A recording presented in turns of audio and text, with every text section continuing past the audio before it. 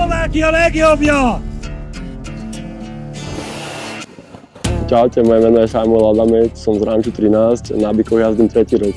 Mivel hogy az első 8 másodperc lett ezen a bikán, Samuelnek kell nevet adjon ennek a bikának.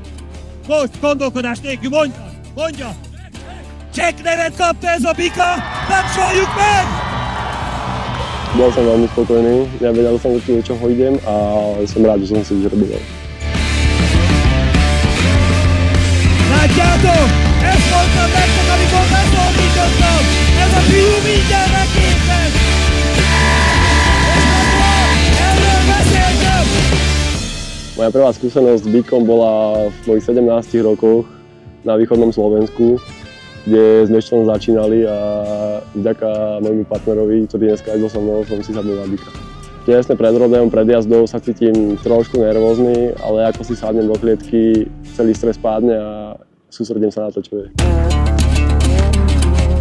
Nagyon rövid időn belül ki fog derülni az, hogy kiveszi át a trófeát, a hétvége győztese. Felteheti azt az övcsattot. Szerintem ti sejtitek, ki lehet az. Samuel, Adamec, Szlovákiából! A fiú, hogy kéne jár ide, és a dobogó minden fokát végigjárta.